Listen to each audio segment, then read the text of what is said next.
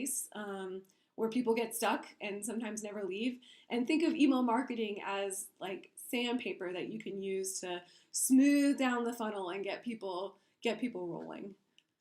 Um, so speaking of getting people rolling, when you think about friction, the hardest thing that it keeps people from doing is getting moving, building momentum in a relationship. So one of the things that email can be really good at is building the relationship for your customer, doing all the work.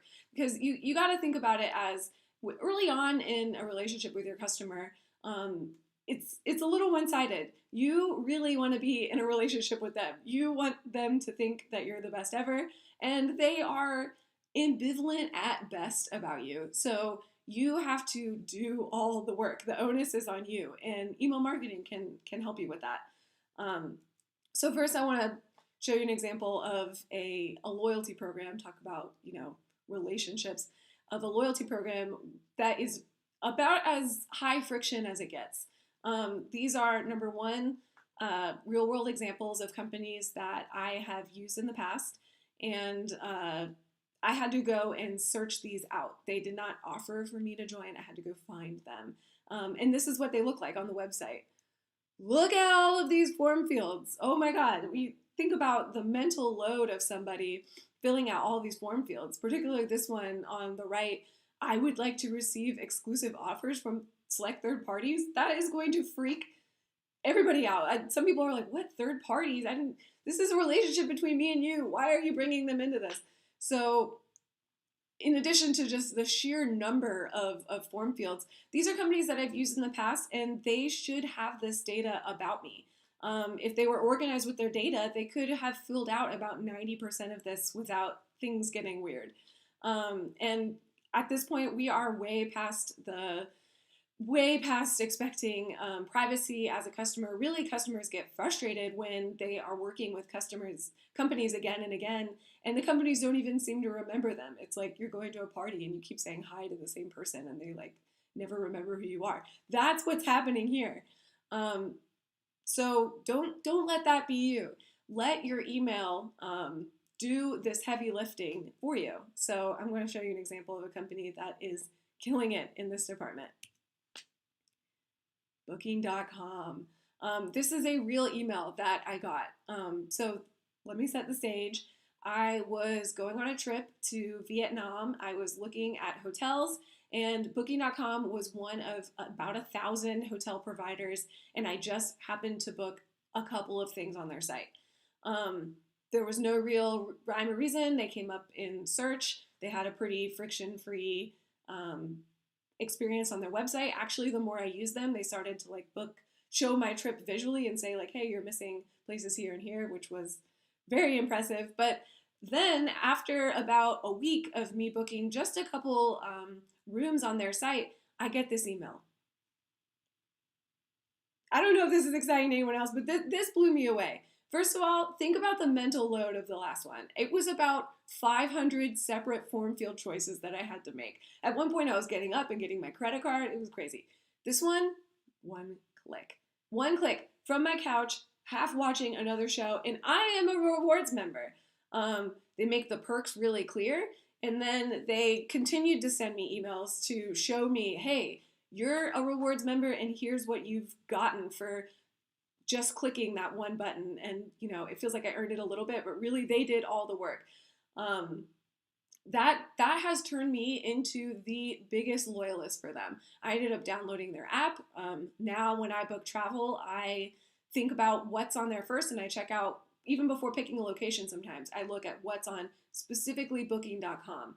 Had they not done this, the next time I would have booked a website, they would have been right back into the gauntlet of all the other hotel providers that I could have chosen from. In fact, I think there were a few other hotels that I booked during that same trip, and none of them made me a rewards member through their email marketing program with one click. But because they did, our relationship now is such that I am literally talking about them at a inbox expo. So if that tells you anything about how powerful taking all of the friction of the rewards sign up process away through your email program can be, I mean, that's the best example I can give. All right. So next up, this is all about removing steps in the sign up project. In the conversion funnel. So before we were sandpapering it down to take it from 400 form fields to one click. That's about as smooth as that can get. But now you can make it even shorter and smooth by removing steps in the flow. So what I'm going to show you here is going to look very familiar to any email marketer. These are bread and butter campaigns of the modern email marketing program. And I don't think these should go away. I just have a recommendation that they can play into a larger journey that uses data to be more effective. So the first one I'm going to look at is an abandoned cart campaign. I know talking to a lot of email marketers here, so I don't need to go over what that is. But okay, yeah, I will. A customer takes an action and then an abandoned cart email is sent. So the action is they are going on a website, they are taking those first few steps to shop, and then they're getting the email that is triggered. A second generation journey is instead of waiting for the customer to take those steps for them by using modeling and propensity scores. So you very, very, very likely, unless you are really unorganized with your data, but I truly believe everyone can get organized enough with your data. Just if you have an online store, you have enough data already at your fingertips to figure out what attributes somebody has that makes them likely to buy again. So instead of, again, waiting for that trigger, you use the attributes and model when someone is really likely to buy something again, and not embrace, but attack them first. Hit them first with a reorder journey, which could play into an abandoned cart campaign as part of it. But at this point, you're going to be reaching a much, much wider audience. If you think about waiting for just a small section of your audience to engage before you start talking about reorder, your abandoned cart program is going to be small. But if you look at your entire audience and figure out, okay, here's the whole group of people, whether they ever abandon a cart or not, these are the people that are most likely to buy, and then start engaging them with some high value offers, that can be really effective. Another example is browse abandonment. Similar to cart, the customer is taking an action first, and then you are sending them an email about that action that they took. Again, you very, very likely already have the data to know what category of product somebody is going to be most interested in next. And if you don't have the data, you can pay somebody to mine your data to gain those insights for you. So don't feel like this is out of reach. And you can start simple, just figuring out, okay, what was the one product that my most high value customers bought in a row, or what are the two products that most people have? Just simple models like that can be used to enter people into journeys about products that they're most likely to buy without them having to go on the website and find them first. And then last, the win-back campaign. A lot of these, I think many email marketers have seen these be really ineffective in the past, because by the time a customer stops engaging, it's already too late. They've already kind of given up on you. Unless you have the best open subject line in the world, you're really going to miss a huge group of contacts if you wait until they stop engaging. But you can use modeling and propensity scores, or pay somebody to look at your data and give you this information, and enter them into a loyalty program, or start to build that loyalty before they stop engaging. You can find somebody who looks like they're going to be high value, but also looks like they're not necessarily most likely to stick around, and give them a really, really steep offer to build that loyalty for life. Yeah, so not only are you creating a wider audience instead of just waiting for a customer to take an action, naturally it's going to be a smaller audience, and if you look at every single person in your database, so that's one good reason to think about it this way. Another is, again, you're removing steps. You aren't waiting for somebody to do something, you're doing most of the work for them. And then finally, you are going to break through the noise. So in a typical conversion situation, somebody may think, oh, I want jeans, and then go online, search for jeans, and you are one of 1,000 retailers who are selling jeans, and maybe you get to the front page of Google, maybe you don't. Maybe the customer remembers that one good experience with you, maybe they don't. However, if you use modeling to figure out when somebody is likely to need jeans, you can reach them first. You can, before anybody else starts showing up in their inbox and sending them abandoned cart emails, you get there first with a really great deal, and you already know a bit about these customers, so you could put something even more personalized, like get it in their size or get it free shipping. The options are endless. So overall, I just want you to think about how you can use your email marketing and really use your data, or again, pay somebody else to use and organize your data to really increase your speed of conversion, because you're taking out about 6 steps for somebody. Okay, and the last one here is you want to be an enabler. You don't want to be in real life, but for your marketing, you do. Customers are lazy, and you need to enable that.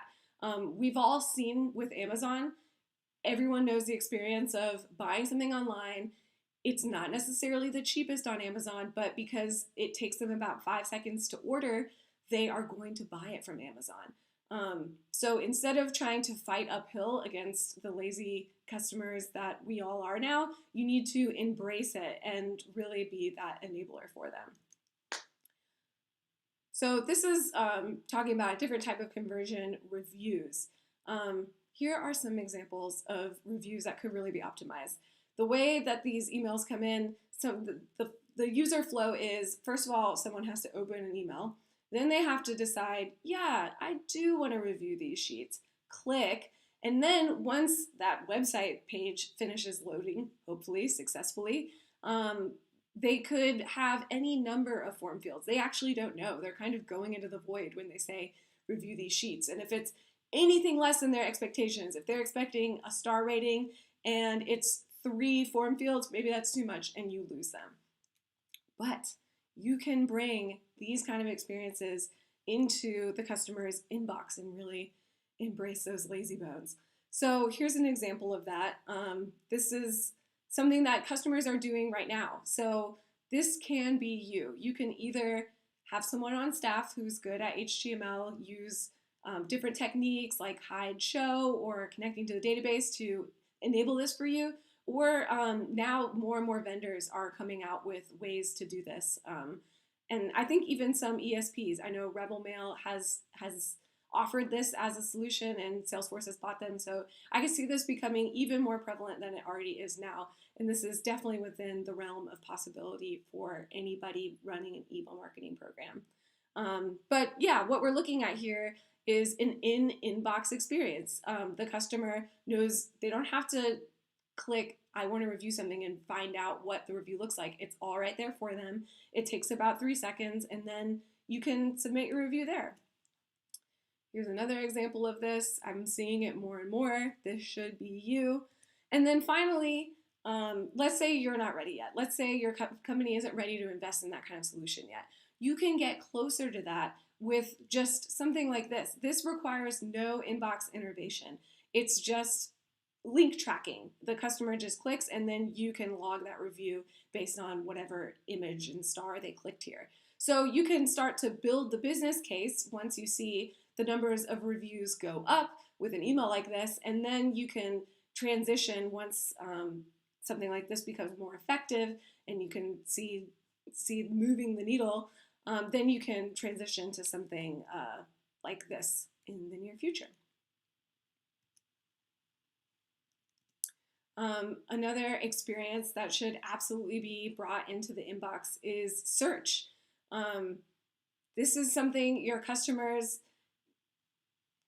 I'm not going to say customers expect this, but this is, I think, no longer in the realm of crazy innovation. This is something that is, I think, going to become really commonplace in the inbox. You get their attention for just 1 second, you give them the ability to search for something really personalized, and then one, you get the data about where they're searching, which is great. It's tied right to your email subscriber. And then two, you're removing those steps for them, and they don't have to decide, I want to go on booking.com and search for something. It's halfway done for them right here. So that can be really powerful. And then I think the both laziest and most powerful iteration of this of all is Rebel Mail's checking out in inbox. It's something that I would say rocked the email industry when it came out. Everybody was really excited, and I think this is the direction everybody would like to go.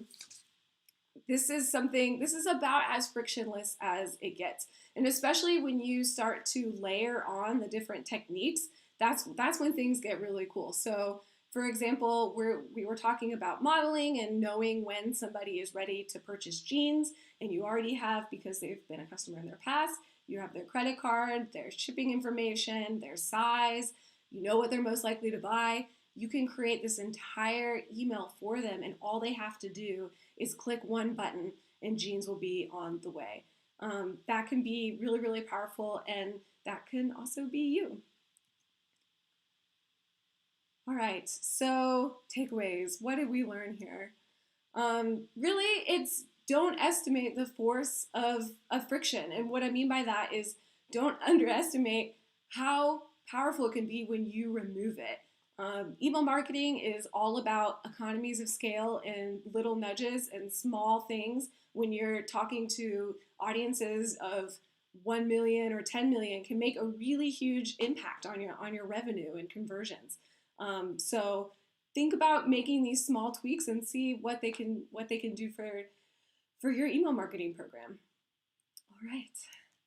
Thank you so much for listening. I hope everybody has an amazing Inbox Expo.